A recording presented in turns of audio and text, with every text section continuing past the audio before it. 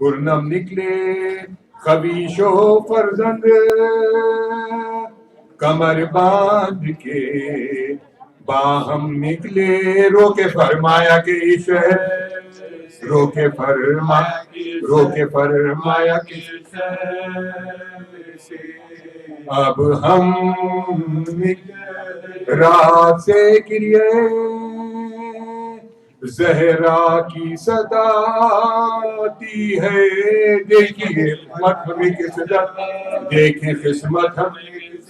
قسمت ہمیں کس میں لے جاتی ہے رخ کیا شینے سوئے قبر شام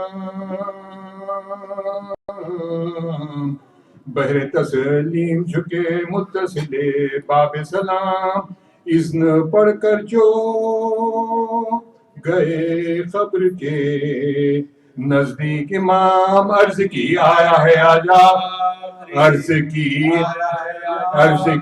آیا ہے آجا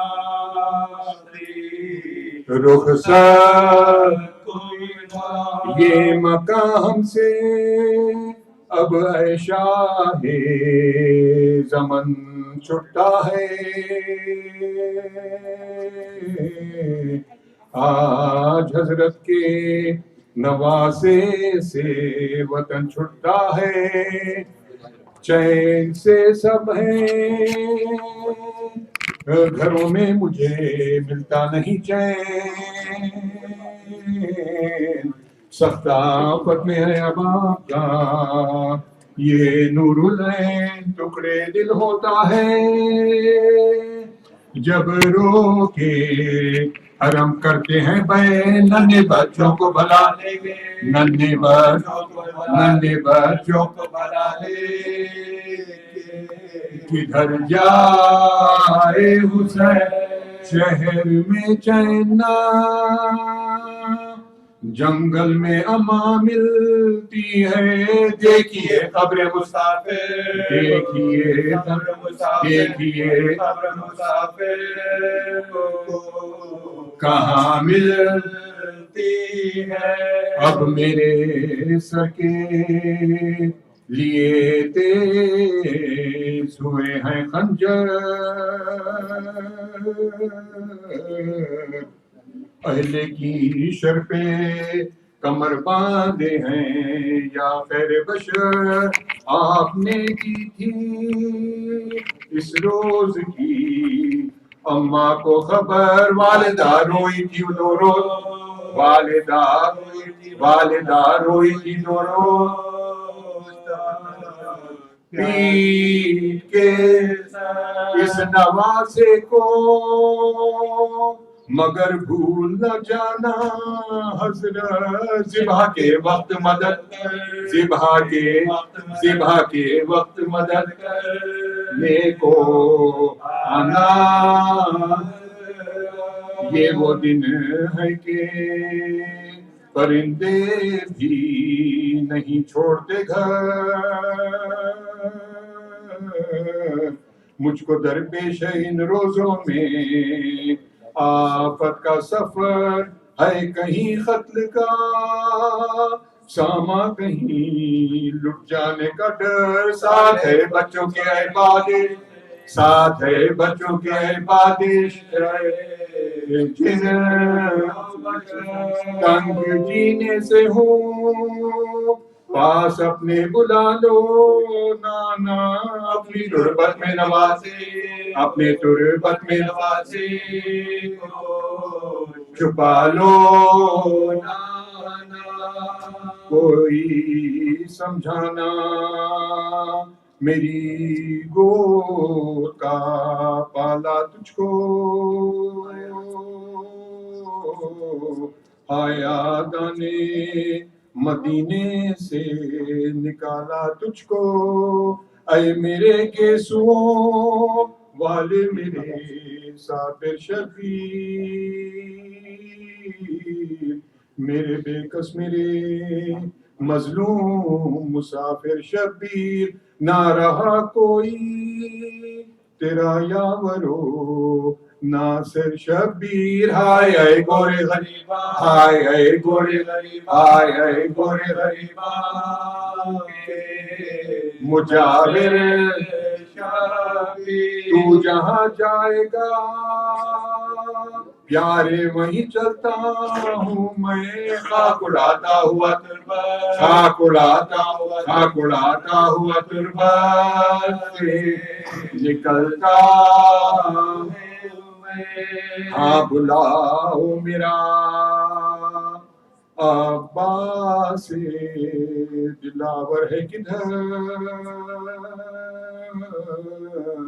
وہ فدا ہے میرے بچے پہ صدقے اس پر شکم غیر سے کو ہے کو میرا ہے پسر یہ صدا سن کے برادر یہ صدا سن کے برادر یہ صدا سن کے برادر پکارے سر ابھی رہوار کو آگے نہ بڑھاؤ بھائی یاد فرماتی ہے اماں یاد فرماتی ہے اماں ادھر آؤ آ کے عباس نے سر رکھ دیا پانی نے مزار آئی زہرا کی صدا میں تیری غربت کے نثار اپنے پیاروں کے برابر میں تجھے کرتی ہوں پیار جان بھائی کی حفاظت جان بھائی کی حفاظت رہے اے کوئی غربت میں اسے مار نہ ڈالے میرا شبیر ہے اب میرا شبیر ہے کوئی غربت میں اسے مار نہ ڈالے بیٹا میرا شبیر ہے اب میرا شبیر ہے اب تیرے حوالے بیٹا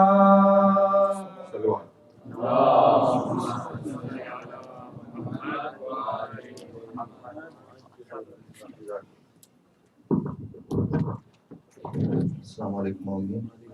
Tonight is the first of Moharram. I pay condolence to our Imam al-Waqt for the Moharram of 1438. First, we will start with the youth. We have one youth program, one youth speech today, and then we are starting a new program this time. The youth can go downstairs from 8 to 8:20 because Brother Sultani or the sister, will teach them. They will interact with them, question answer. In fact, they have a syllabus, from California, from Sabah Center. So, inshallah, you can come down there after the speech and then come back, inshallah, when the Majalis starts. I will ask Zain Muhammad Sayyed to come and give this.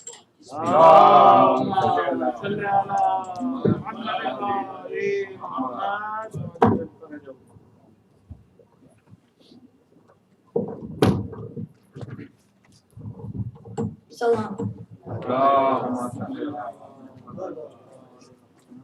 Prophet Muhammad loved Imam Hussein very much. He used to say, Hussein is from me and I am from Hussein. Once he said, Hassan and Hussein are leaders of the youth of paradise. The Prophet has also said, Hassan and Hussein are imams whether they are sitting or standing. This statement meant that his grandsons were always to be obeyed whether they sat in peace or came out to war. One day when the holy Imam Hussein was born, Allah ordered Angel Jibreel to descend and congratulate the Prophet on Allah's behalf.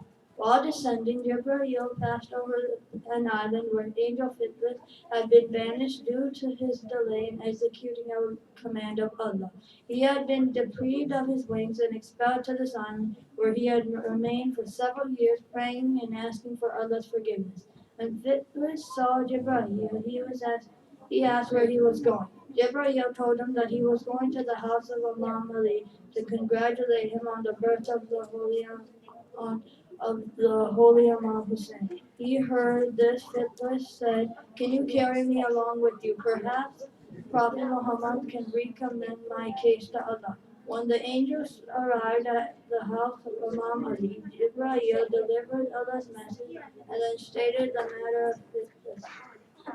The Prophet said he asked the angel to touch the body of the newly born child and to return to his place in heaven. On doing this, Fitris instantly got his wings back and ascended to heaven, promising the holy Imam Hussein, O Hussein, from this day onwards, whenever anyone sends their salams to you, I will always deliver to you. We use this occasion to offer our salams to the Imam. O Imam Hussein, we offer our dearest salams to you and to all those who sacrifice their lives to help you. May Allah's salam be upon you for as long as there is night and day. And may this salam not be our last salam to you. We offer our salam to you and to your son Ali ibn Hussein and to your other children and your companions. Assalamu ala Hussein wa Ali ibn Hussein wa ala awlad al-Hussein wa ala ashab al-Hussein. Assalamu alaikum wa rahmatullahi wa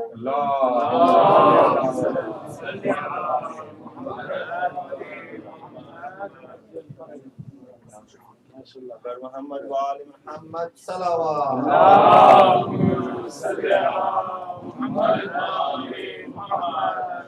بار الله نشود لال به هنگام ممات هر زبانی که فرستد به محمد صلوات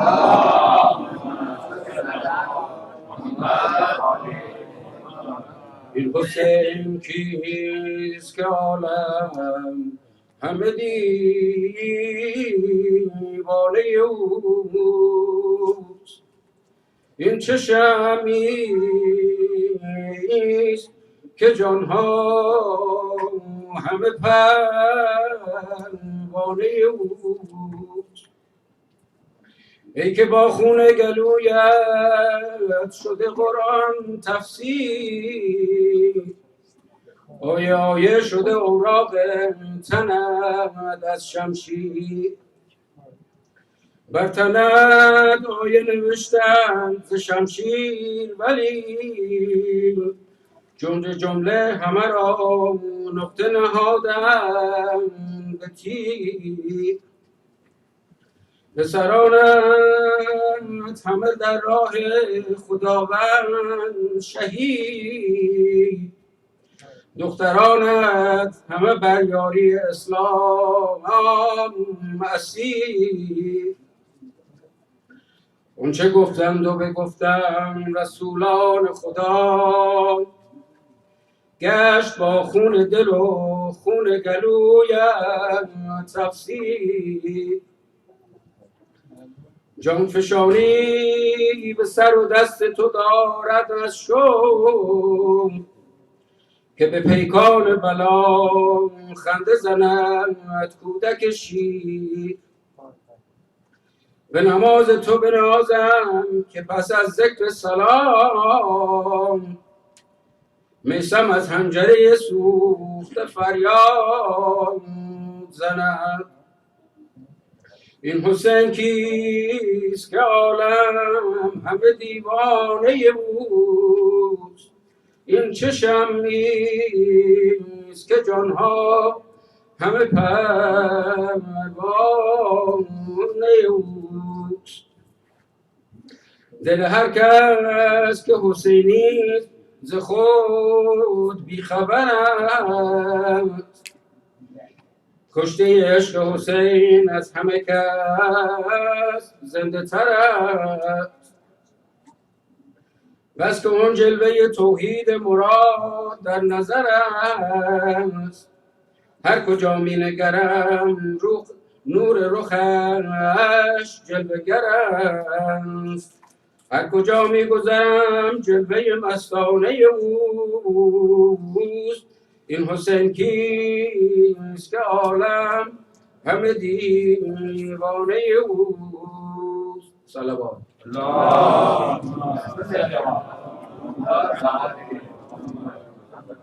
برای دیگر بلندتر صلوات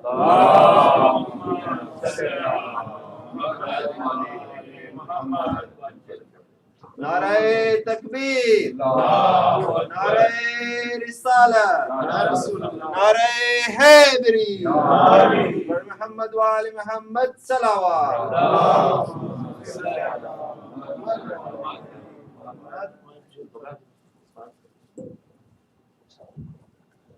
محمد وآل محمد صلوات.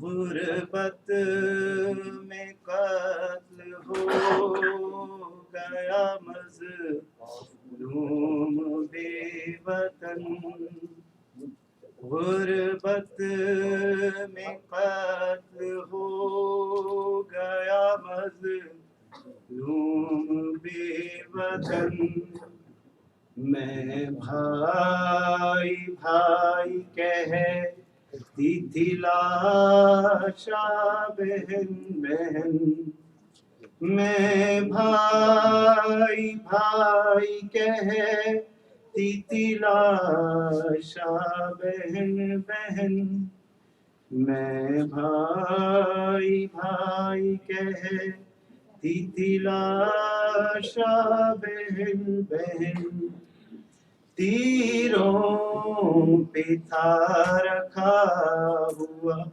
لاشا حسین کا، ڈوبا ہوا لہو میں تھا کرتا حسین کا، آواز دی حسین کی بہنا کفن کفن، میں بھائی بھائی کہتی تھی لاشا بہن بہن، آئی ناراض دو گھڑی پردیس کی فضا، کنبہ شہید ہو گیا میرا گھر اجڑ گیا، پردیس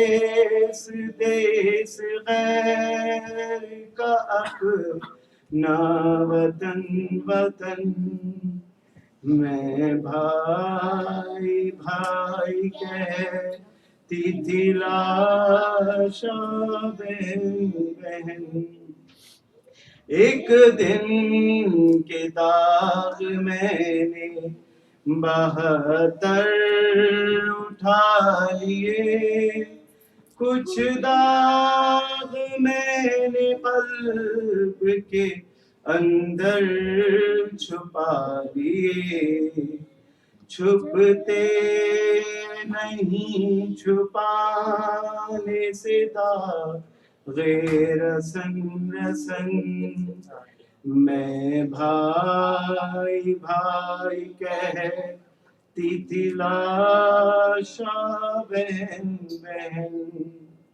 دیکھا ہے بابا میں نے جو منظر بتاؤں کیا، نیزوں پہ تھا رکھا ہوا سر ہر شہید کا، گھوڑوں کے دوڑنے ٹکڑے بدن بدن، میں بھائی بھائی کہتی تھی لاشا بہن بہن، برچھی کلیجہ علی اکبر میں جب لگی، بابا کو دی صدا کبھی آواز مجھ کو دی، کہتا تھا سینہ تھام، کہتا تھا سینہ تھام کے اماں چبھن چبھن، میں بھاگ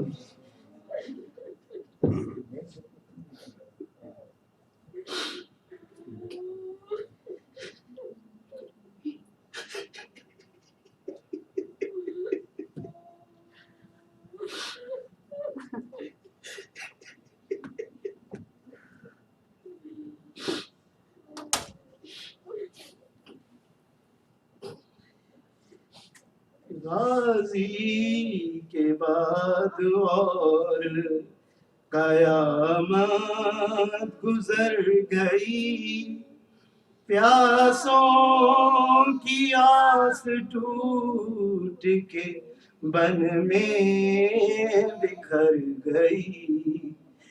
एक शोर अल आताश का पपा था दहन दहन, मैं भाई भाई कहती थी लाशा बहन बहन।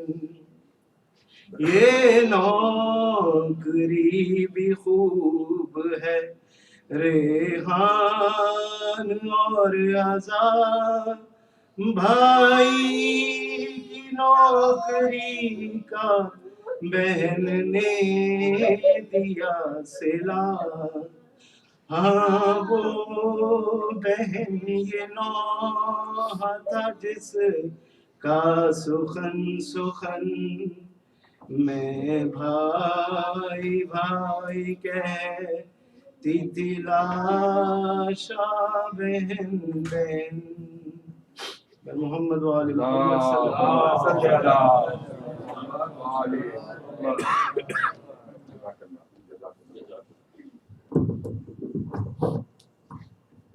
Assalamu alaikum, Mu'mineen. So inshallah, we will start our program. I would like to introduce our speaker for this Muharram, and you all know him. He was here 3 years ago, 2013, and everybody wanted him to come back. So I'm very grateful to him that he accepted our invitation and came back. Maulana Sayyid Hassan Ali Rizvi was born and raised in New Jersey. He completed his Bachelor's of Arts in Political Science in 2007 from New Jersey. Then he was in Islamic Seminary in Florida, Sanford, Florida, which is run by Maulana Baig. He did training there before he proceeded to home, where he is studying for last 3 years. He will inshallah do his master's program there. He mainly studies logic, philosophy, irfan, and in the bachelor's he has studied Middle East politics, Arab Islamic conflict, democracy and reform in post-revolutionary Iran, as well as American foreign policy, defense policy, terrorism and international relations, Islamic and Israeli relationships also. So he has given lectures all across the country, colleges, Islamic centers, especially mainly focusing on the issues of Western-born youth and their issues. Um, I was yesterday mentioning that Surah Tawbah, ayat number 122, Allah says that there is a group of people among you who should go and proceed and get knowledge in Islamic studies and then come back. They should tabligh it to the other people. And obviously there is a big, large reward for these group of people. So I do think that the alim we have here, and he belongs to that group which has been mentioned by Quran, by Allah Ta'ala. So in the loudest of your salawat, I will ask him to come. Is he here or is he went downstairs for the kids? He's downstairs. Can you ask him to come? So if we have one more, Noha, you want to read one, or shall we wait for the kids? He will be up here. Yeah, I know this year we are starting this program, with the children, so mashallah, to keep them occupied. And I think yesterday they were all sitting here and very nicely listening, and he has, syllabus for the children too. So before Majalis, he will do it. While we have time, housekeeping issues, turn your cell phones off so that, when the Majlis is going on, it doesn't come in. We have the list of programs or tabarruk, which we have posted downstairs. So there are some empty slots there, 7, 6 Muharram weekdays, so during the weekdays there will be tabarruk, starting from Sunday, Monday to Thursday we will have tabarruk, so when you're going out, we hand over that tabarruk to you. So there are some open slots there. You can give your names either to me, brother Baig, Olga, sister Olga, or sister Masuma. Similarly, for last 5-6 days, we want to run a school bus which will bring our brothers from Akron, who do not have transportation. So we want to run a bus system, who will bring them and take them back there. So we are kind of collecting funds for that too. So tabarruk, and if you want to give your names, give it to us separately, and inshallah for the other program too. In the loudest of your salawat.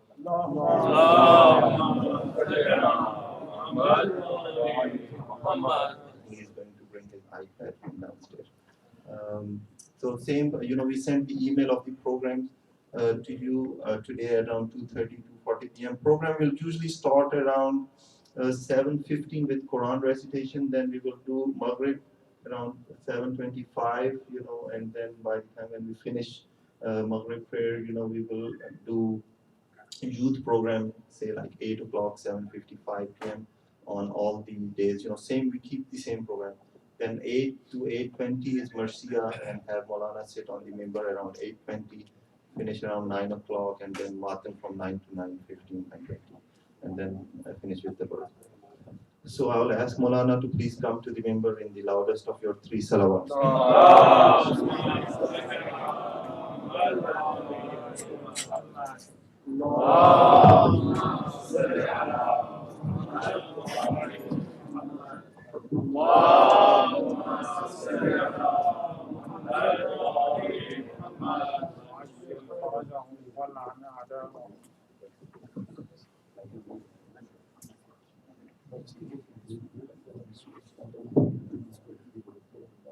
Muhammad wa ali Muhammad salawat.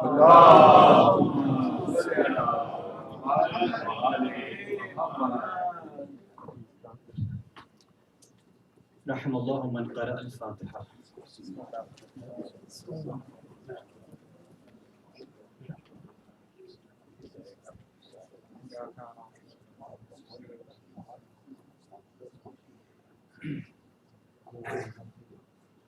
أعوذ بالله من الشيطان اللعين الرجيم. بسم الله الرحمن الرحيم. الحمد لله رب العالمين وبه نستعين. لا حول ولا قوة إلا بالله العلي العظيم. والحمد لله رب العالمين، والصلاة والسلام على أشرف الأنبياء والمرسلين، خاتم النبيين، شفيع المذنبين، رحمة للعالمين، سيدنا ونبينا وحبيب قلوبنا وشفيع نفوسنا وطبيب ذنوبنا أبي القاسم المصطفى محمد.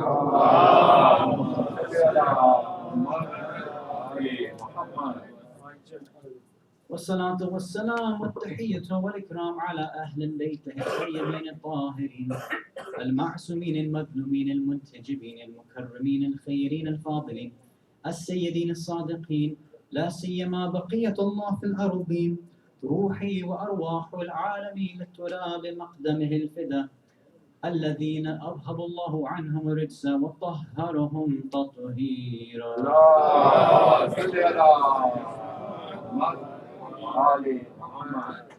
ولعنة الله على أعدائهم أجمعين من الأولين والآخرين إلى قيام يوم الدين. أما بعد. For the love of Muhammad and Ali, send a salawat ala Muhammad wa ala Muhammad.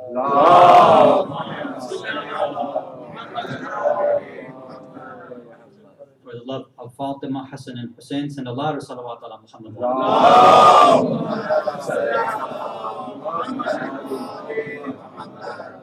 If you're ready to join the army of the Imam of the time, Imam al-Mahdi, send your loudest salawat ala Muhammad wa ala Muhammad.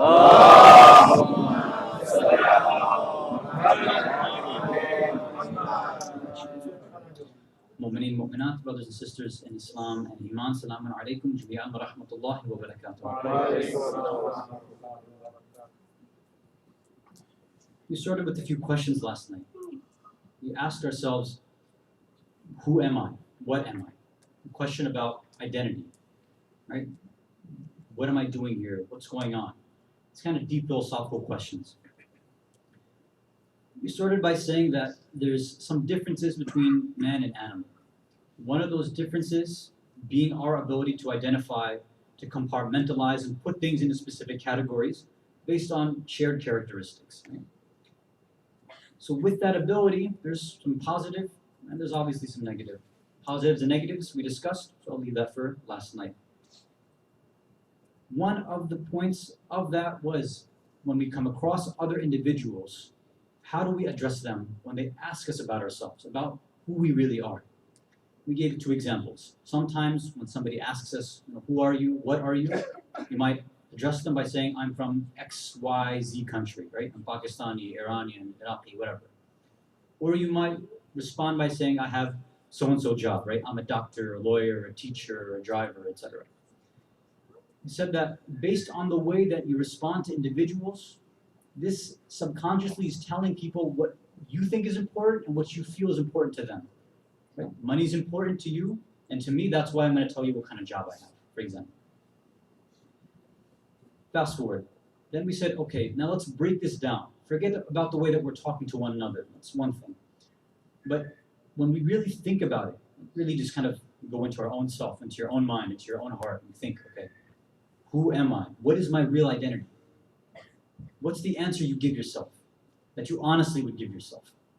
So we said that ideally, right, that's our hypothesis, that's our venture for now, that's our guess.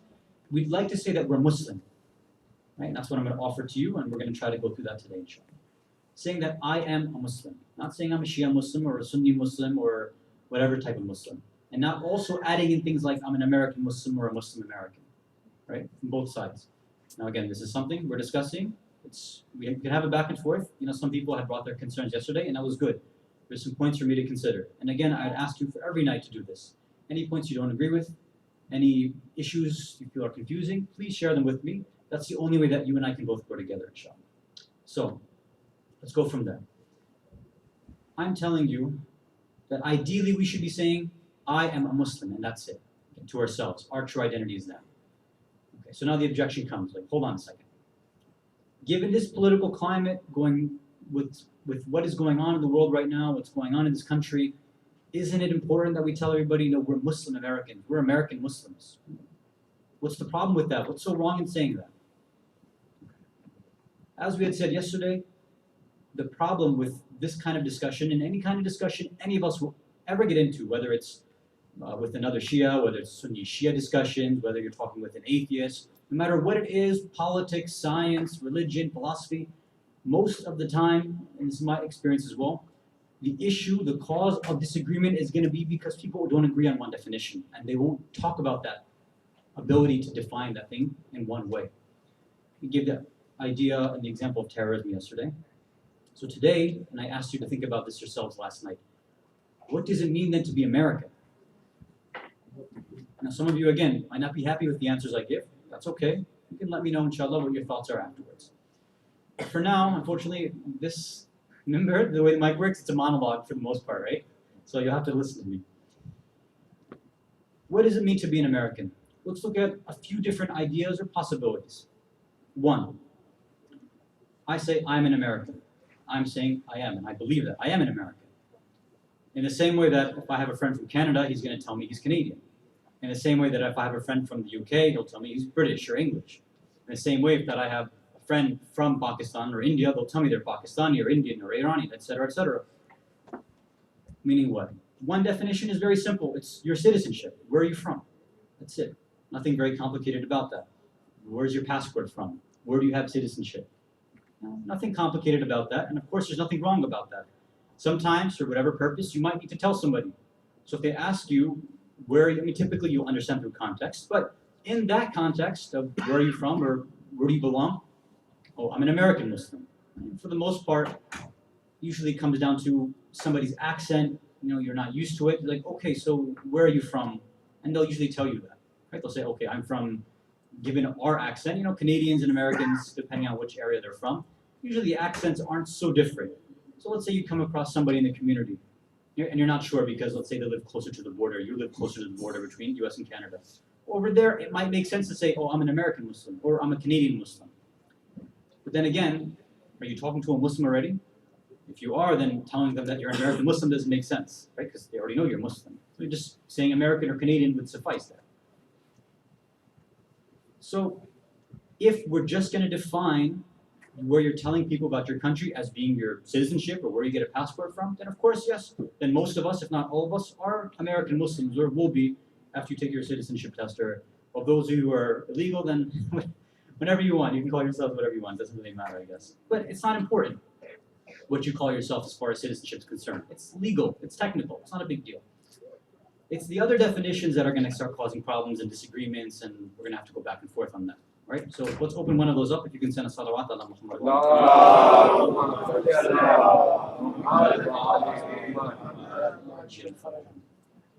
Now, somebody says, hold on a second.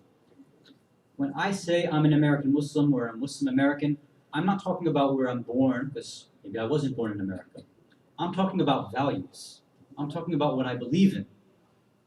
I have certain values that come with me being an American, and there's certain values that I have being a Muslim, so I put them together and I get Muslim American, American Muslim, whatever. Okay, fine. As we had said yesterday, okay, what are those values? Again, definition. We have to agree on what we're talking about here. What are we talking about when we're saying who is or what is an American? Who gets to define that? We gave the examples yesterday. Does Donald Trump define that? Does the Constitution define that? Does the Bill of Rights define that? So far, as far as I've seen, right? My studies, in my undergrad career in political science, I've never seen a single definition.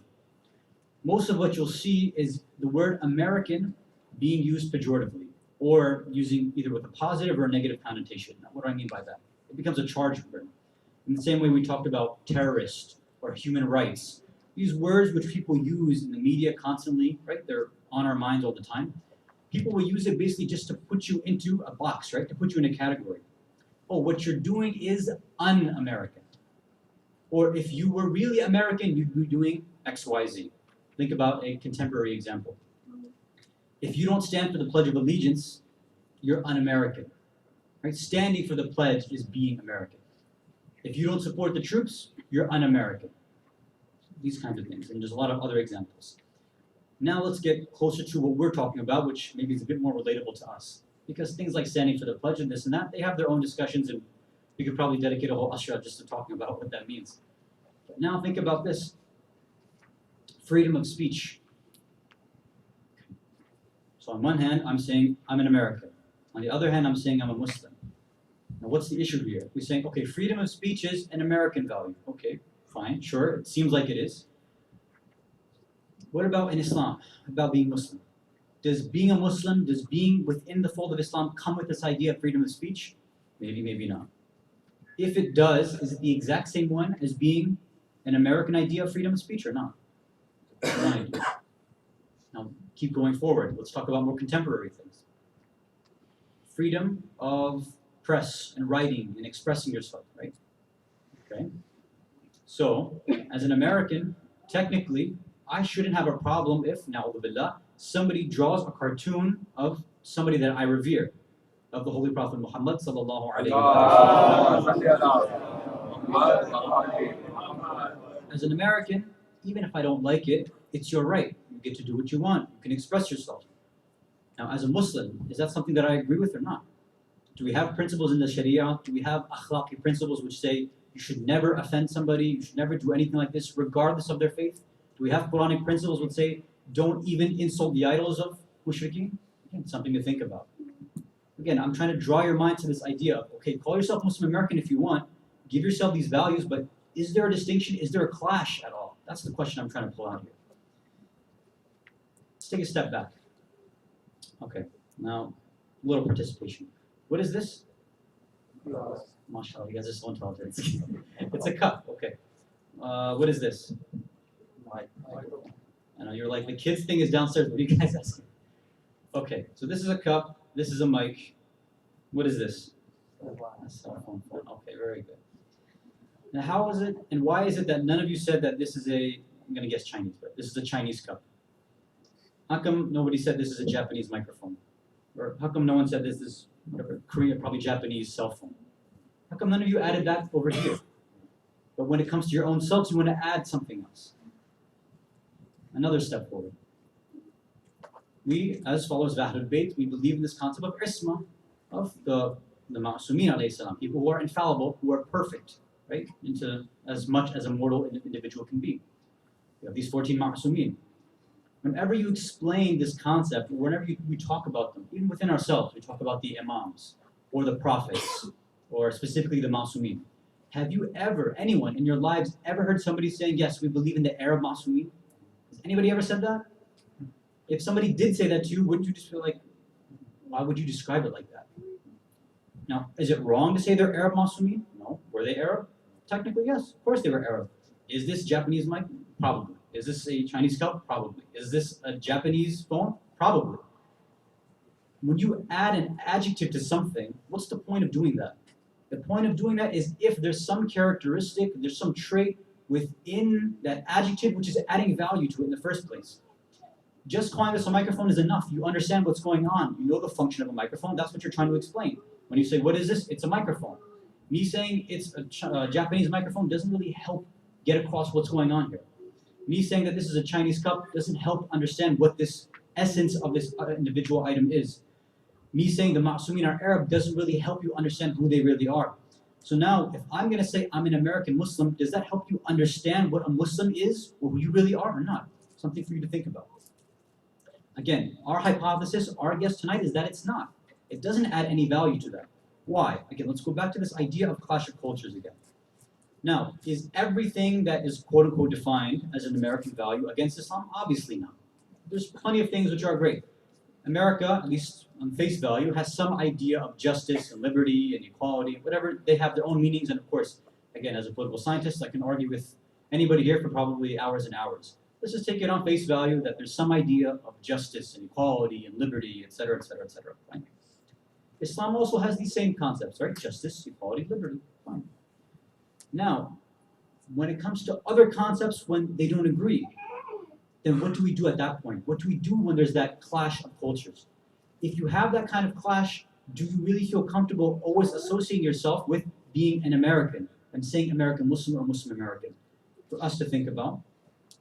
This point is what I want to draw out and then try to make this conclusion about how we should identify ourselves. If you can send a salawat ala Muhammad. Everybody with me so far? Yeah? Okay. Sure, I hope so. I hope so. All right. So in less than a month, it should be Halloween, yeah? Right? Okay. Halloween's around the corner. Halloween, is it a Muslim cultural device or is it an American cultural device? American, right? Although it's taken from a Mexican tradition, right? Los Dias de los Muertos. But as usual, they grab it, they took something here, and then it became commercialized. Now it's just a way for, yeah, Cadbury and all them. This is like their favorite holiday. Although Valentine's Day is nice for them too. Actually, pretty much every holiday basically is really good for candy companies. But anyway, okay. So Halloween, it's an American cultural device. Is it haram? Some YouTube Wahhabi Takfiri scholars might tell you it is. For us, basically no. On face value, let's just assume it's not haram for now, right? Can you do it? Maybe, maybe not. Okay, sure. Now, go back to this idea of somebody wanting to say, no, I want to say that I'm a Muslim American. I want to say I'm an American Muslim. What is this clash of cultures you're talking about? Well, we're seeing that, I mean, with the questions I'm asking, it should be obvious that it's going to come up, right? And we'll mention a few other points just so that it becomes a bit more clear. Halloween comes up. Now, let's just say a person's identity is, again, this is the assumption, is a bit crossed, right? It's not all there, meaning their Muslim identity. That's what we're talking about right now. Their Muslim identity is not solid and established. It's not thabit. So when it comes to Halloween, even though we're in the Ayyam-e-Gham, right? We're dealing with Azadari right now, right? We should be not wearing black like Halloween wearing black, right? Wearing black for a different reason. We're in a period where, as parents, we tell our children that, no, we don't want to listen to music, we don't want to play any games, we don't want to watch any TV. You shouldn't feel happy right now. Sometimes they don't understand it, and obviously we should do our best to try to make them understand why is the case that they shouldn't feel like that. Okay, but now Halloween comes around. Now, if you come across with somebody, coworker, classmate, whatever it is, on that day when, let's just say it's shahadat or whatever, and we're still in this ayyam, when there's gham and bala, we're still dealing with this, do we then go back to our American selves and say, oh, happy Halloween, if somebody says it to us, or we go out ourselves and say, yeah, happy Halloween, being that American? Or is it, no, I'm an American Muslim, so I'm bringing the two together. So maybe to Americans, yes, I'll go out and I'll say happy Halloween to them. When I go to Muslims, I'll say, Adamallahu ujurna wa ujurukum, or something like that. Or is my culture so crossed and so weird that I don't know what I'm dealing with, and I don't know which way to pick which cultural device, which should I be? Should I be an American now? Should I be a Muslim now? How should I act? Should I salute the flag? Should I not salute the flag? Should I say I'm pro freedom of speech? Should I say I'm not pro freedom of speech? What's my idea about Halloween? This is just one example. When it comes to other things, we mentioned St. Valentine's Day, 4th of July, Christmas. These are just holidays. Again, you might say, what's the big deal? These are just holidays. It's not that bad. It's not haram. What's the big deal? Well, St. Valentine's Day, we can pick out some haram stuff there, but let's leave that aside. But now, what happens when there's serious cultural points and identities and paradigms within the American context which very clearly go against our Muslim identity? Although some of you might not agree. For example, again, we talked about a few points before, but let's bring up some new points. What's going to happen now that it's become very, very, say, apparent in this context that if you're an American, you need to be pro-gay marriage. You have to stand up for LGBT rights. Okay, is that the American talking or is that the Muslim talking? Or is it your American Muslim, is it both of you talking? No, it should be obvious. Hopefully it is, but it should be obvious that, obviously Islam, we know that these kinds of actions are haram in Islam. And I know that it's a big taboo subject right now, and it needs to be discussed, and we all have to understand the position, maybe for another time in another place if people are interested. But just for now, we know that this action of homosexuality, the action, not feeling it, the action is haram, right? Expressing that. But now we see, and this was big when the court case came out last year, when it was legalized. Muslims on Facebook, for those who have Facebook, you would know this, in order for Facebook to celebrate what was going on, to commemorate, yes, finally, gays and lesbians have the same rights to get married. What happened is Facebook introduced these rainbow filters, right? You can have your profile picture, put in a rainbow filter. And I don't know how many of you had friends, but I had Muslim friends, practicing Shia friends, put up a rainbow filter. And to me, I was like, what's going on? Again, I'm not judging anybody. We're not saying that they're going to hell or they're stupid or no, we're not saying that. I'm just saying that it seems like there's an identity crisis going on here.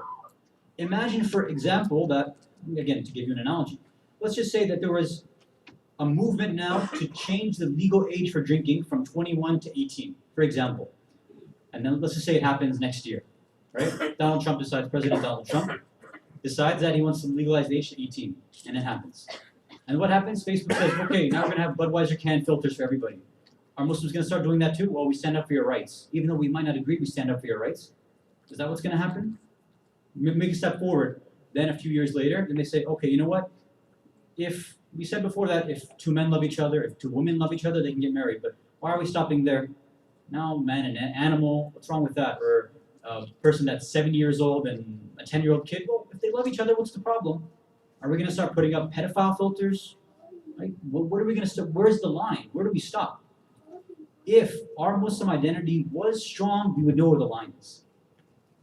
If we were connected to Allah, especially now in these ayyam, when we are trying to connect ourselves to Allah, how do we do that? Through the wasila of Imam Hussain alayhi salam and the shuhada. That's one of the points.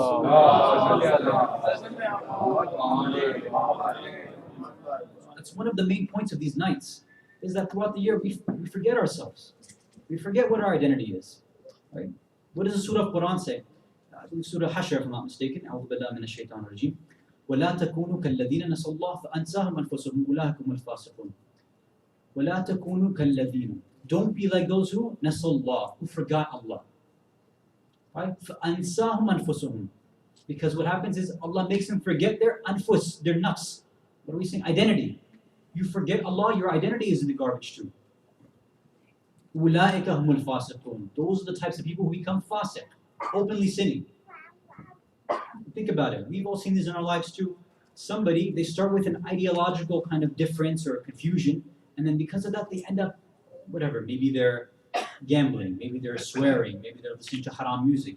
Something. Why? Is it because it's because their Muslim identity was never thabit, never sabit, never established. That's why when they do these types of things, they never, have you ever heard anybody say, I'm doing this because it's haram? I've never heard anybody say anything like that. Right? Most Muslims, most practicing, or the typical Muslim will say, well, what's the big deal? It's not, Allah won't be upset with that. It's not a big deal. I don't think it's haram. I don't think it's such a bad thing. But it doesn't hurt anybody. They try to spin it so that it's okay. Why? Because that same cultural context of being American is what? If it doesn't hurt anybody, if it's okay with other people, what's wrong with it? our cultures, our ideas are getting mixed together, and we don't know where to do mushakhas of it. We don't know where to draw the line, draw the circle. Where does being an American stop and a Muslim start? Or where does being a Muslim stop and being an American start? We're all confused in this thing. This is what I mean by having an identity crisis. These points that we're bringing is, again, to connect us to this idea that we are now forgetting Allah. We've been forgetting Allah. Many of us, unfortunately, because we've left our Islamic countries and now we're here. And it's become very, very tough for us to maintain that identity. Why? If you remember, and now this is how we'll connect it to the series that we had 3 years ago. If you remember, we gave an analogy about this idea of identity. And all the kids are downstairs, right? But we gave an analogy of Superman, if you remember, right? So Superman was the same exact thing. He was sent down by his parents from Krypton, right? Over here, and he was raised as an Earthling. He didn't believe himself to be a superhero when he was younger, right? He was just a normal kid, raised as an Earthling. He didn't go around and fight crime or do anything like that. Once he started to see that he was different, that he had superpowers, that he could fly and had super speed and super strength and et cetera, all of that, what did he do first? Did he immediately say, yes, this is great, I'm going to go fight crime, I'm going to embrace my Kryptonian, my original identity? No. He's like, listen, I'm an Earthling. I want to be just like everybody else. Everybody else around here, they can't lift up cars. They don't fight crime. They don't do any of this stuff. I want to be just like everybody else. And now what happens to us, sometimes to us, and I think more often than not to our children, in school, when there's people around them in the month of Ramadan who are not fasting? Why do I have to fast? Nobody else is fasting. When they have to read namaz, imagine, they go to a friend's house, a non-Muslim's house, or even a non-practicing Muslim's house. The time for namaz comes, and we want to instill into our kids that they should read salat on time. Right? We're trying to instill that, inshallah. They're at this person's house, and it's the time of Maghrib. If that family, those people, obviously, if they're not Muslim, of course they're not going to pray. And if they're not practicing, then obviously they won't pray as well. What is our child going to do at that point? Are they going to look around and say, well, nobody else, they're not praying, why should I do that? Why do I have to be different? Why can't I be like everybody else? Or have we been able to instill the strong Muslim identity in them that says, I know what I need to do. I have my connection to Allah. I have my connection to the Ahlul Bayt. I know what I need to do at this moment. I need to pray, or I need to fast, or I need to not do ghiba, or I need to not swear, or I need to not watch this TV show, or I need to not see this movie, etc., etc. All these questions stem back to one thing, right? And this is now our connection point. We've been coming and listening to this gham, this tragedy of Karbala for how many years, right? Many of us our ages are different, right? Some of us 10, all the way up to maybe 60, 70, 80 years old. For this, up to 80 years, we've been listening to the same message year after year after year. And sometimes it's fada'il, we listen to that. Sometimes it's tarikh, we listen to history. Sometimes we hear points of akhlaq, or philosophy, or different things. Typically, generally, people try to get us, invite us to the message of Imam Hussein that, listen, we need to do islah, we need to reform ourselves, perfect ourselves, so that, inshallah, we can join the army of the Imam of the time. That's usually a message which is instilled within there. Okay, but after 80 years, ask yourselves, how far have I really come? I started off maybe as, I don't want to use the example of Yazid, whatever, maybe not a very practicing Shia Muslim, or a Muslim, regular Muslim. After so many years of listening to this, what level have I reached? Can any of us even claim that you've reached a level of an Ali al-Asghar? A Qasim, an Awan Muhammad? I definitely can. I know I can. And I'm sure if you're going to be honest with yourselves, you'd say the same thing, that no, I haven't reached any of those levels. So now, are we okay with that? Hopefully we're not.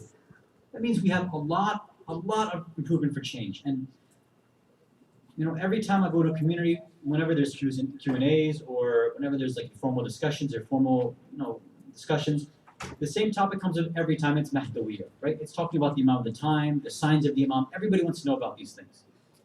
And okay, we can have the discussion, fine. But the general points are, if you look out in the world right now, you see what's happening in Yemen, you see what's happening in Iraq, you see what's happening in Iran, you see what's happening in Hijaz, you look all over the world, even now in our own countries. You see what's happening. It should be very, very clear to all of us that the zuhur of the Imam is right around the corner. I would not, and I'm telling you this without any doubt, I wouldn't be surprised if the Imam came tomorrow. I would have no problem with that whatsoever. I'd have a problem with that because I'm not ready. But I wouldn't be surprised if he came, because of the way that society is going. Ask yourselves, Has Karbala trained me to be a Sahaba and one of the Ashab of the Imam or not? If it hasn't, then that means I haven't understood the message of Karbala yet. So far, I've just been a mukhatab. I've been listening to it. I've been a samir. I've been listening to everything. And I've been crying, which is good. Inshallah, we get thawab and ajr, and that's all good. I'm not saying get rid of that. That's necessary. Inshallah, that cleans us. But cleaning our hearts and our souls is only one part of the message of Karbala. There's other parts too, and that's amal. And that's what's something we have to focus on. And how to do that is to get back to our true Muslim identity. Sallu ala Muhammad wa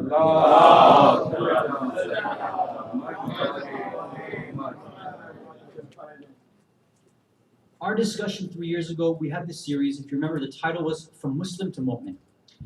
Again, I'm going to give a quick, maybe 1 minute summary of what we discussed then. Because again, this idea of identity was raised then, but I opened it up a bit more now so that I can give the contemporary issues and shed some light on that. We talked about that there's a difference between being a Muslim and a mu'min, right? We used the hadith, if I'm not mistaken, from our fifth Imam Muhammad al-Baqir alayhi salam. He said, al-Iman iqrar bil-amal. Iman, being a mu'min, is iqrar, testifying or saying something, saying you're a Muslim and saying all the things. And then what? An amal, doing it. I say I believe in Allah, I say I believe that salat is wajib, I say that paying khums is wajib, well, I'm going to do it too. If I say it, I should do it, right? I shouldn't be a hypocrite. And then on the other side he says, well, Islam, iqrar bila amal. Islam, being a Muslim, just a sada Muslim, is just saying, La ilaha illallah Muhammadur Rasulullah, and then stopping, not doing anything else. There's a difference. What your tongue does, what your mouth does is one thing, that's Islam. And all of us can say the shahadatain, the kalimatayn very easily. But amal is something that a mu'min can do and should be doing, it has to do. And that's what we tried to discuss 3 years ago of how do we go from just saying I'm a Muslim to acting like I'm a mu'min. And I want to go through all the evidence. Basically we said that one of the reasons why we've lost our iman and lost that thing is attributed to one hadith from Imam Ali alayhi salatu wasalam.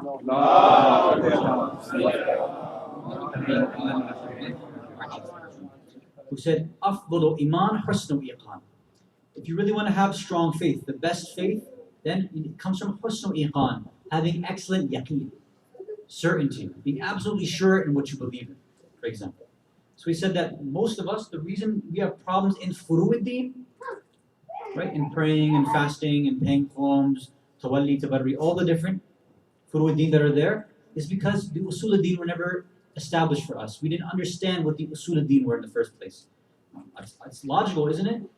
If I'm going to stand up and start praying to a God, right, some all-powerful, creator, I should believe in that thing first, right?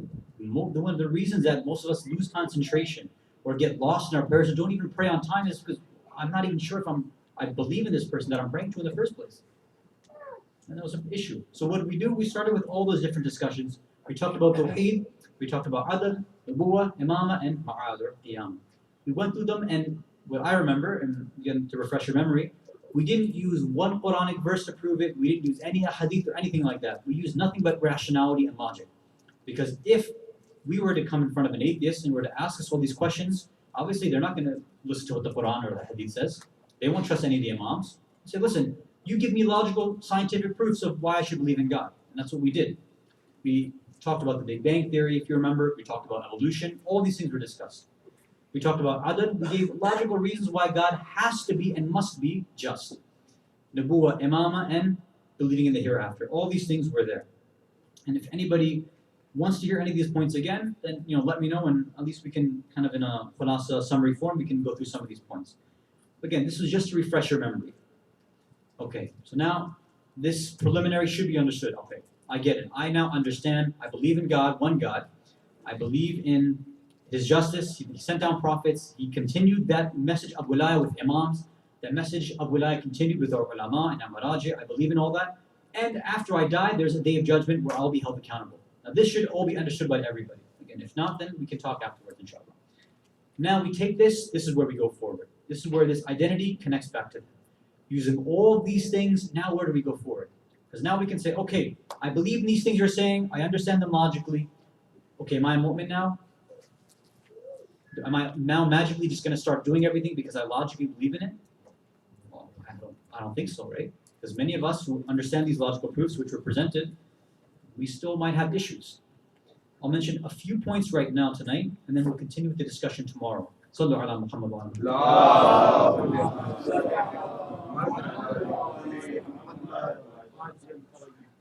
Because of time, I'm going to skip the Arabic. I'm going to mention some riwayat and ahadith. I'm going to skip the Arabic and just kind of give you the summary of what the message of these narrations are. Has anybody ever heard of Miguel de Cervantes, the famous author? Has anybody in school ever read Don Quixote? Right, same as a word. So Miguel de Cervantes, he has a very, very famous line, right? I really liked it. He said, "Tell me thy company, and I will tell thee who thou art." Meaning what? If you tell me who your friends are, who do you hang out with, I'll tell you who you really are. This same thing comes in our riwayat. About what? Our idea about, again, we're talking about controlling, establishing, protecting our Muslim and Islamic identity. And I'll add one other point to that. When we say this, we mean our Tawheedi identity, right? Connected back to Allah. What is a Tawheedi identity? In reality, that means having a Alawi identity. What does that mean? Having a Muhammadi identity. What does that mean? Having a Husseini identity. What does that mean? Having a Hassani identity. All these things, all the Ma'asumin, alayhimus salam, all become the wasa'il, the wasila, the medium, the way for us to get back to Allah. Right? We know this. This is established for everybody. But just to make sure. Okay. If the people that I'm hanging out with don't share that identity with me, how much am I actually going to improve? Those of you who have studied business before, right? Maybe you have your MBAs. It's a common rule in business that if you want to be a successful entrepreneur, what do they say? You need to make sure you surround yourself with people who are more successful than you are. Otherwise, you'll never be successful. You are judged by the company you keep. Ahsan, very good. So if I'm getting started, let's say I want to open up a convenience store. Okay, it's going to be a small little, whatever, corner shop. Maybe I should hang out with somebody who runs 7-Eleven, or you guys have your Pilot, or whatever it is. You hang out with the owner of that, if you can. I don't know where you find him, whatever. You hang out with somebody who's knowledgeable about this stuff. You pick out things from them. You're successful in what you did. Let me see if I can grab some points from you. I'll take it back to us. This is a hadith from Rasulullah sallallahu alaihi wasallam. Somebody asked him, okay, what kind of person is like the best, how can I pick the best friend in my life? I'm paraphrasing for us so that we can move on to the musibah. What kind of person should be my best friend? He said, the person who helps you do dhikrullah, who helps you remember Allah. That's the person. And whenever you forget about Allah, He reminds you of Him. Now ask yourself this question. When you're around your friends, let's say after we're done right now, we're going down, or after matam, etc., after poetry, we go down, we start eating. How many of those individuals we sit with on the sufra, on that tablecloth, and we're eating with them? We go outside and we talk with them. If ever I do something, let's say, I backbite about somebody, right? We're sitting at the tablecloth, at the sufra, and I say, hey, did you see so-and-so? Did you see what he was wearing today? Like, why would somebody wear that to a majlis? Right? It looked a little weird. Like, didn't even smell like he took a shower today. I start saying these things. And what is my friend going to do? Is he like, yeah, he's going to start laughing? Or is he going to say, listen, that's a little messed up, right? Whatever, maybe you didn't know, what's the big deal? You dress a little differently. Right? You correct your individual, like, listen, man, you should calm down with that, right? You shouldn't act like that. That's one example. Or somebody swears next to you, right? And in whatever language, because I know the parents here, if they catch their kids swearing in English, they get all upset. But if it's in their own language, you'll swear in Urdu or Farsi or Arabic in front of them and say, well, that's different. It means something different in my own language. If we're going to set an example, don't swear in your own language because you're going to teach a lesson to them and to swear in English. That's an advice for the parents here. So are my friends and family, the friends and family that I keep, are they going to remind me when I do something wrong or not? If they're not going to remind me, then obviously my identity is going to get messed up because I'm going to be affected by that peer pressure. If they do ghiba, I'll probably sit there and be okay with it because I don't want to upset my friends and family. If they don't pray, then I'm not going to be the person that says, okay, excuse me, I have to go make wudu and I have to go read my salam. It's weird for a lot of us to do that unless you're very, very strong in your faith, right? Some of us are like that, and that's okay because you'll be that totem pole and that strong point within your circle of friends and family. That's good, right? That's the goal of the imam, right? To be the best person among your community. But sometimes we're not like that. So we need to keep ourselves around people who are better than us, especially when it comes to their Muslim identity. Salawat ala Muhammad.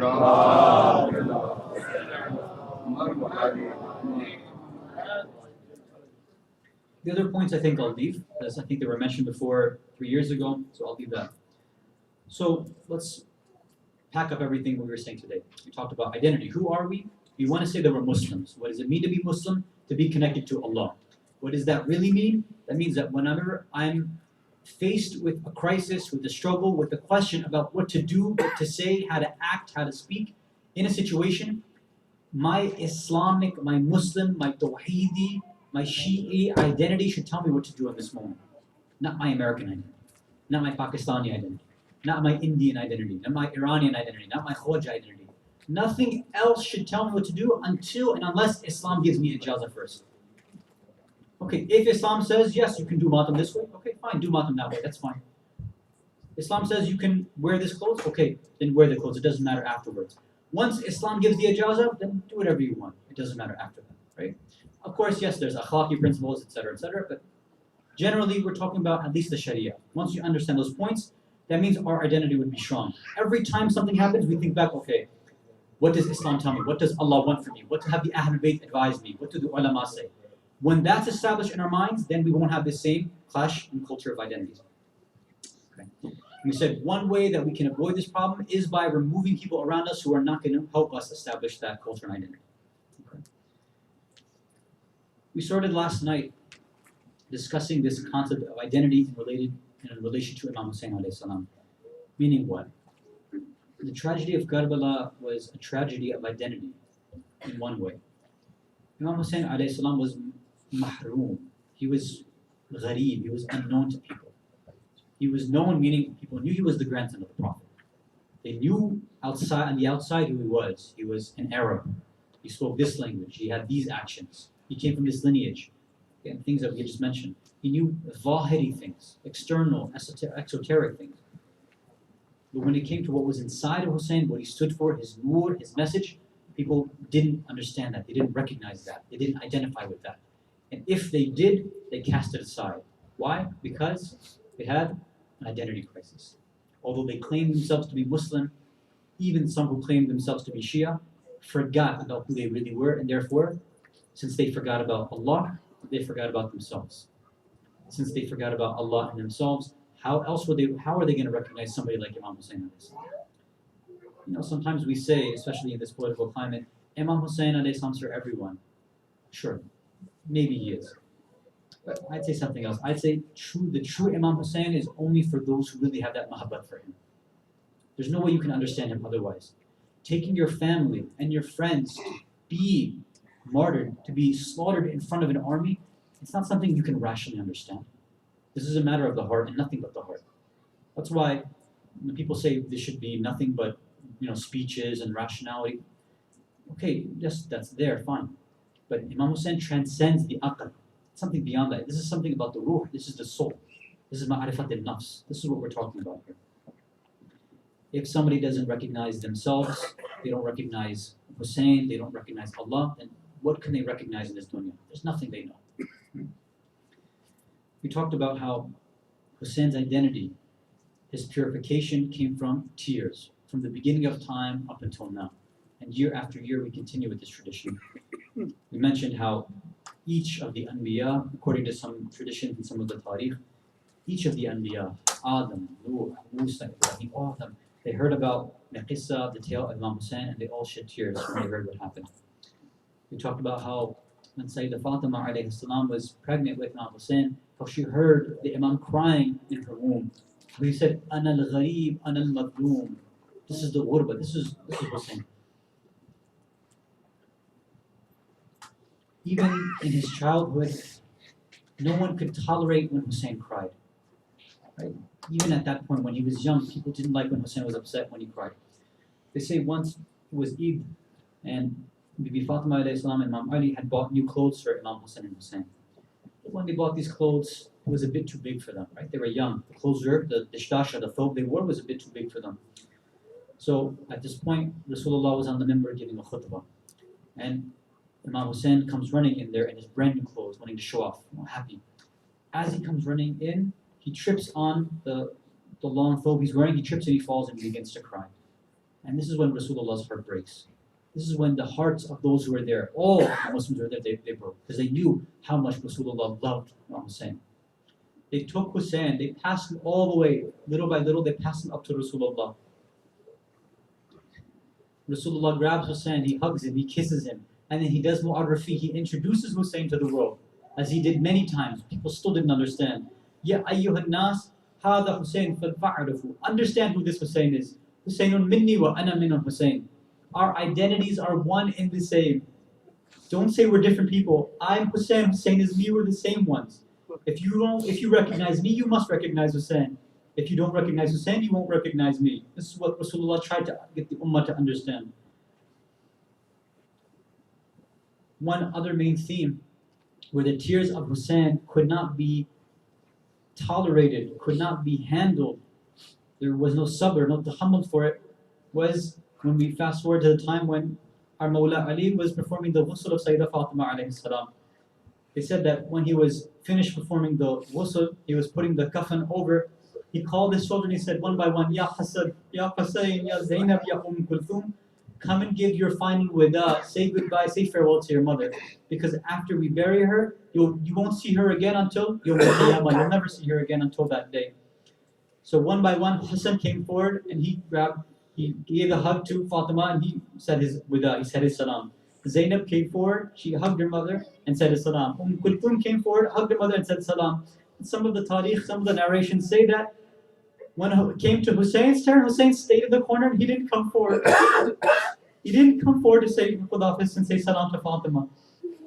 And according to one narration, this is narrated from Imam Ali alayhi salam, according to this, Imam Ali says, Wallah, I swear by Allah that Fatima's hand came out from under the kafan and says, Husseini, Husseini, come to me, Hussein, come here, say without to your mother. Hussein came forward and began hugging Fatima. A voice was heard from the heavens, they say in this narration. Imam Ali heard a voice from the heavens, from the angel saying, Ya Ali, take Hussein away, separate Hussein and Fatima, because the angels themselves were crying in the heavens because we can't stand what's happening. This is the ghurba of Hussein, this is the hurma of Hussein. Now put yourselves in the mindset. Hussein now, it's his turn to say al-wida one more time. He's getting ready to leave Medina. He said before, he said his wida to his mother. He said his wida to his father. He said wida to his brother. Now it's time for him to say wida to his grandfather and leave Medina for the last time. As he does this, he falls to the grave and begins crying. They say he went into sujood and he fell asleep. And they say that he saw Rasulullah in his dream. And he says, Ya Rasulullah, I've seen so many tragedies in my life. And he knew what he was about to do. He knew his mission. He says, why don't you pray to Allah to take me back to you right now? He missed his grandfather. Rasulullah said, Ya Hussein, كَأَنِّي أَرَاكَ مُرَمَّلٌ بِالدَّمِكَ. Hussein, I see you. It's like you're rolling around in your blood in the sand. I see you becoming dirty in this. وَأَنِّ لَكَ دَرَجٌ فِي الْجَنَّةِ فَتَآمَنُ إِلَّا شَهَادَةً. Ya Hussein, I see you rolling around in your blood. I see your daraja in heaven. I see you achieving a rank of shahada that nobody else will achieve. ألا لعنة الله على القوم الظالمين وسيعلم الذين ظلموا أي منقلب ينقلبون إنا لله وإنا إليه راجعون رضا بقضائه وتسليمه. Ya Allah, we ask you by the right of Muhammad and Ala Muhammad to forgive all mu'mineen, mu'minat, muslimin, muslimat. All of us who are struggling in our daily lives, who are trying to perfect and connect to Hussein, to connect to the shuhada, to connect back to Allah, we ask you to give us the tawfiq to make that connection and to strengthen our Muslim identity. Ya Allah, we know that we have our weaknesses, but we have come, we've poured our hearts, our minds, our soul, we've poured everything out. We're putting our wealth, our health, everything at your feet, at the feet of Hussein, at the feet of Fatima, at the shuhada. We're giving up everything out of love and nothing but pure love and sincerity and the ikhlas we have and for the love of them. We ask you to accept it tonight and every night that we come forward with this. We ask you to accept the talash, the efforts of those who come together and put these programs together here, all around America, all around the world, to put that love of Hussein and the shuhada in the hearts of all individuals, to raise his barsham, his flag, all throughout the world, and to hand that flag over to the Imam of the time, and allow us to give us the tawfiq to strengthen our identity, so that we can be his followers, his companions, and his soldiers when his war happens. Wa akhiru da'wana alhamdulillahi rabbil alameen.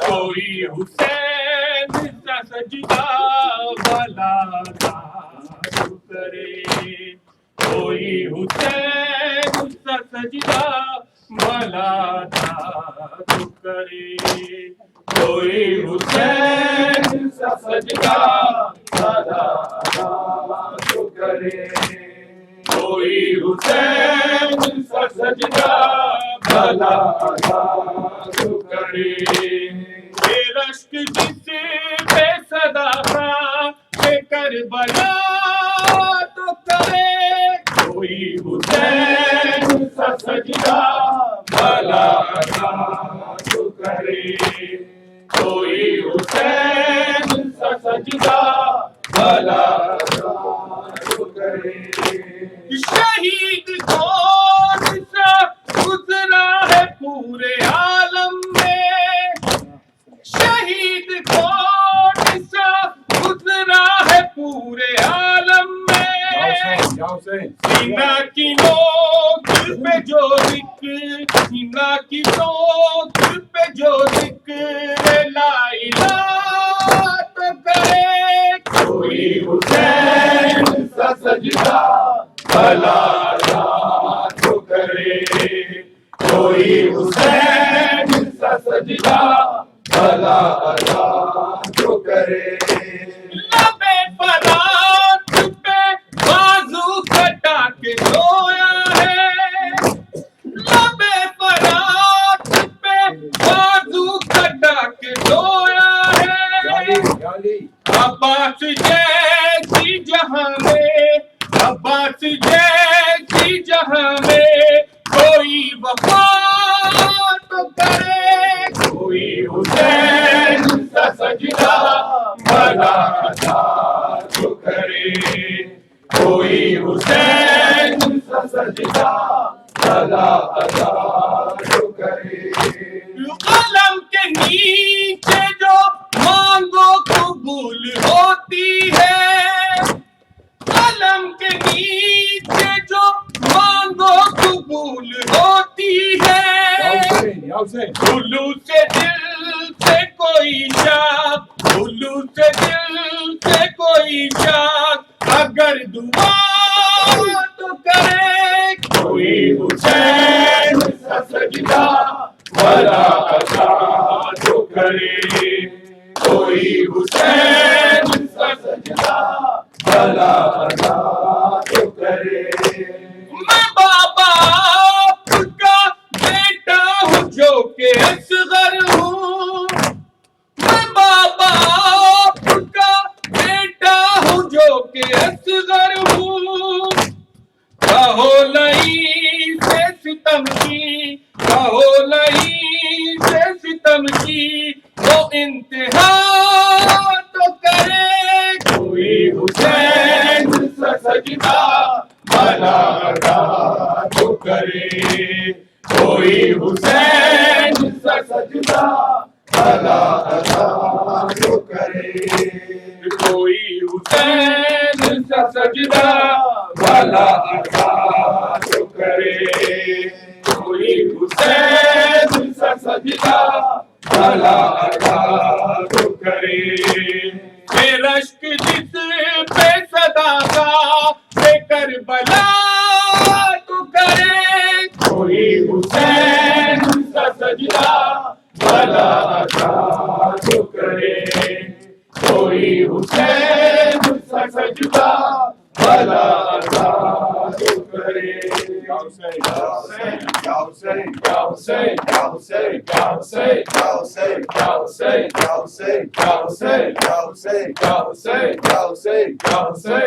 باران با ترانه باز باران با ترانه میخورد بر بام خانه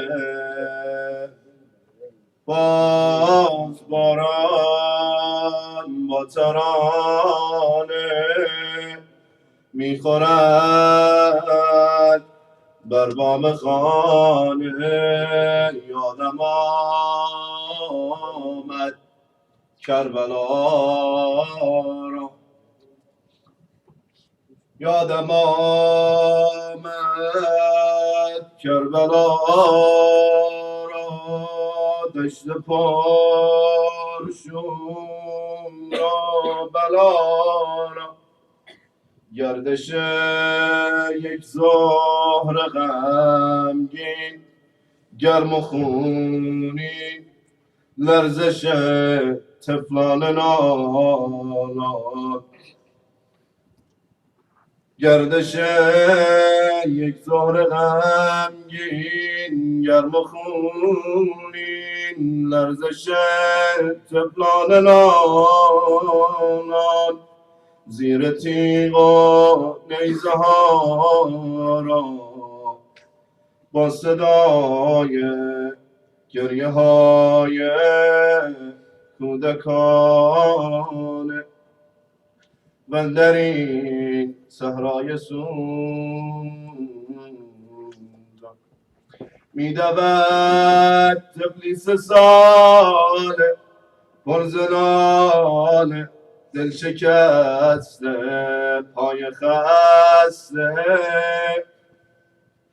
با صدای گریه های کودکانه من در این صحرای سوزان میدود طفلی 3 ساله پرزنال دل شکسته پای خسته آه باران قطره قطره میچکد از چوب محمل آه باران کی ببارد لب عطشان یاران تر کنند از آن گلو را آه باران می آید ای دل منزل به منزل از دل صحرا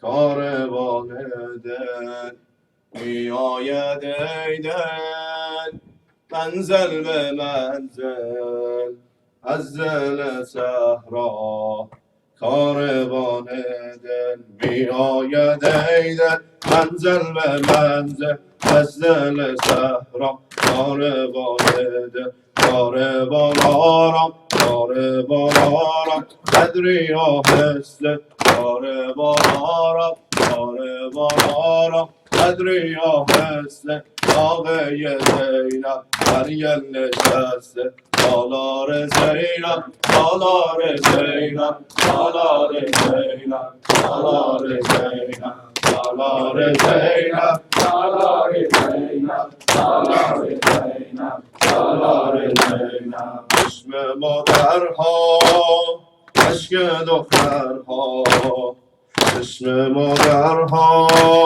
اشک دخترها آه خواهرها خود قبالت کاروانگان کاروانگان با 200 بلبل کاروانگان با 200 بلبل بازم به سوی قتلگاه است قتلگاه است سالار زینب سالار زینب سالار زینب سالار زینب آید یک خواهر آید یک خواهر باشش برادر باشش برادر پشت سر قاضی پیش روی اکبر آمد یک خواهر آمد یک خواهر باشش برادر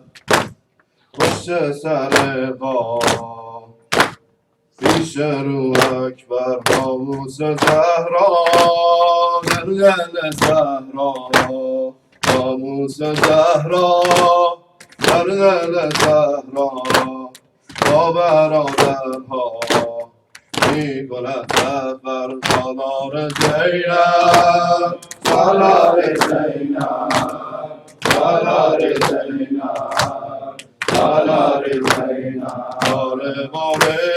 کاروان گل باد و صد بلبل باد و صد بلبل بازم به سوی قتلگاه است می آید ای دل منزل به منزل صحرا کاروان آرا قدری آهسته ناقه زینب در یل نشسته سالار زینب سالار زینب سالار زینب سالار زینب یا حسین یا حسین یا حسین یا حسین یا حسین یا حسین یا حسین یا حسین یا حسین یا حسین یا حسین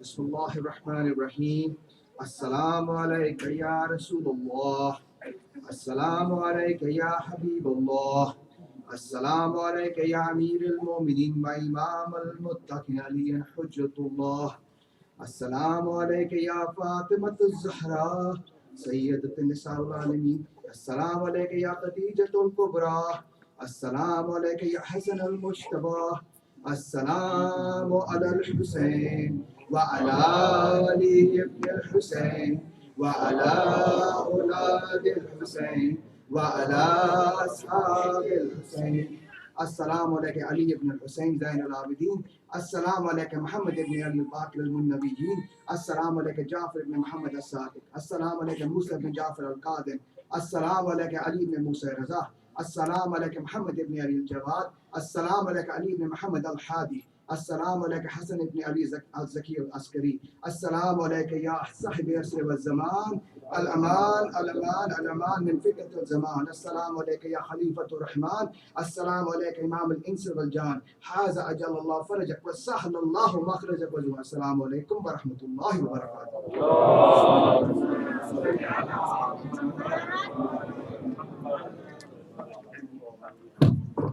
Small announcement today. Dinner is downstairs. Sit and dinner. But if you have to go, you can pack your food and go. Second small thing, we have a diary outside. All these programs that we do for this from the center. They need your financial support. So please open your hearts, write down your name there. With salawat.